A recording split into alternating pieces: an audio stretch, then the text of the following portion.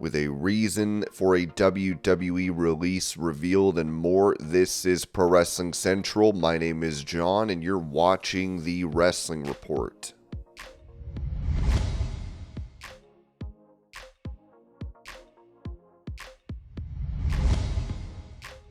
It appears fans are not satisfied regarding an upcoming AEW event, with Ringside News writing that AEW's first ever event in Australia isn't going as planned, and fans aren't happy. What was originally set to be a massive stadium show at Suncorp Stadium has now been downsized to a much smaller venue at the Brisbane Entertainment Centre, and many fans are feeling scammed over the changes. Over on r/squared circle, one frustrated fan wrote, "I feel totally ripped off and scammed. What went from a 4-hour event with finales to feuds and insane matches has just become a weekly TV taping. This is absolutely shameful." That post quickly set off a wave of backlash, with others expressing their disappointment. One fan had hoped AEW's original vision for the show would have been enough to win over their non-wrestling friends, but now feels completely let down. "I convinced a bunch of non-wrestling friends to come with me and some to fly here from across the country, until the recent announcement that the show has been downgraded to a TV taping from a 4-hour pay-per-view to a 2-hour collision. That is absolutely such a kick in the balls." Another fan who planned to attend admitted they wouldn't be too upset if AEW just scrapped the whole thing. "Honestly, if they canceled the show, I'd be so bummed out, but also would sort of be happy to get my $750 back. Obviously don't want that to happen, but it's been such a drag that if they did it, I've already been beat down enough where I'd not care that much." Some have even said they won't bother with AEW in the future if this is how the company handles international events. "I hate traveling. Money's tight right now, but I figured at least I'd get to see AEW put on a huge show. I'd never go to see an AEW show again, but honestly I doubt they'll come back anyway after how this debacle went." One fan who spent $4,500 on tickets, hotels, and flights says AEW has lost them as a customer. "I honestly wouldn't go to another AEW show. The amount of money spent on this one show wouldn't even be worth it with a pay-per-view, let alone what we're being dished up." Adding to the frustration, moving to the Brisbane Entertainment Centre means fans have to deal with extra travel costs. "Between tickets, flights, and accommodation, I spent over $1,000, and now I still have to pay for a 30-minute Uber because the Brisbane Entertainment Centre is nowhere near Suncorp Stadium and PT isn't running out to the Entertainment Centre that weekend." One would think a smaller venue would mean better seats, but one fan says their new placement is even worse. "They picked the worst location, did practically zero marketing for it, effed over fans with the relocation, and now cut the show into half of what it's supposed to be. Unless this event ends up making all this worthwhile, I will not bother attending an AEW event in the future if this is how poorly they handle things." Originally slated for Suncorp Stadium, the February 15th, 2025 event was relocated due to low ticket sales. Wrestle Radio Australia confirmed the new venue back in November 2024 as the Brisbane Entertainment Centre, which holds 13,500 fans, a major drop from Suncorp's 52,000 seat setup. AEW's Grand Slam Australia was meant to be a huge statement for the company's international expansion, but ticket sales didn't match the expectations. After moving the event to the smaller Brisbane Entertainment Centre, AEW started offering 2-for-1 ticket deals to help fill the seats.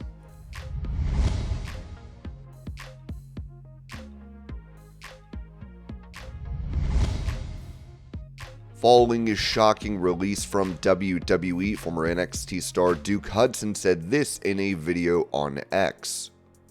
"Welcome to Wrestling with Identity. Do we have a name for you or us yet? I don't know. All right, well, let's get straight to the point. You've been fired, which might be breaking news to a lot of the people here. I don't think I've seen anything online, and you weren't a part of a group with budget cuts, right? So this really was more of a we hate you. Yeah. That's probably why you look so rough. I mean, I'm pulling it off. But now that the cat's out of the bag, how do you feel about wasting 6 years of your life in that building? I wouldn't say it was a waste. Come on. Think about everything that happened in your time there. Like what? Well, you and Bronny, for example. I mean, you started at the same time. You came up in Australia together. Now he's jumping off the top of cages at Survivor Series, and you're being written off TV. again. Okay. Rhea, for example, she is a megastar. She grew up watching you wrestle in Australia. You love telling people that story. Right. Right, well, they overtook you. Your time was wasted. I can be happy for my friends and be disappointed in my own shortcomings at the same time. Oh, come on. You're free now. You can say whatever you want to say. Don't just stick to what you learn in media training. Tell me what you want to say. I don't know. I'm not done with you. We'll be right back.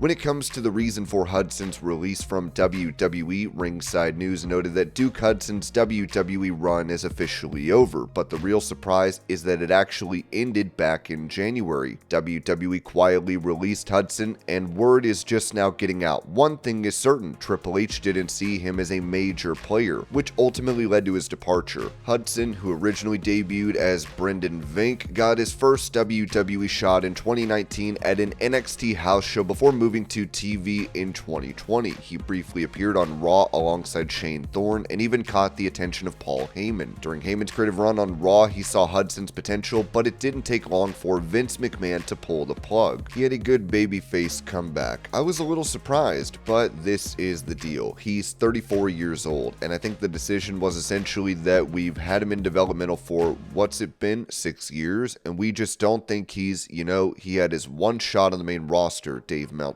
said on Wrestling Observer Radio. Heyman had plans for Hudson, thinking he could develop into something bigger. Heyman saw a lot in him. He saw a big guy, good look, moves. Well, he wasn't ready, but Heyman thought, if you remember when Heyman started on the Raw thing, his big thing was to bring in all kinds of new guys and push guys who hadn't been pushed before. And the idea was the ratings are going to go down. And in a year, 18 months, whatever, once these guys get over, it'd be all fresh, won't be stale. And if it'll be a younger crowd and a younger audience. That didn't sit well with McMahon, who cut the experiment short. Duke was, a guy he tried with for like 3 weeks, and then Vince got the 3-week thing, and it's like, nah. And that was that, and he was gone, Meltzer added. Fast forward to today, and even though Vince is out, Triple H still wasn't convinced Hudson had main roster potential. Now, of course, Vince is gone, so it doesn't matter. But Paul Triple H Levesque is the one who makes the calls, and for whatever reason, he didn't see Duke as a main roster guy. So at some point, when you're 34 and you don't see him as a main roster guy, and he'd been there for 6 years, it's kind of like that's the way it works. Hudson had his moments in NXT, including winning the NXT Tag Team Championship with Andre Chase in 2023, but in the end, that wasn't enough to keep his WWE career alive.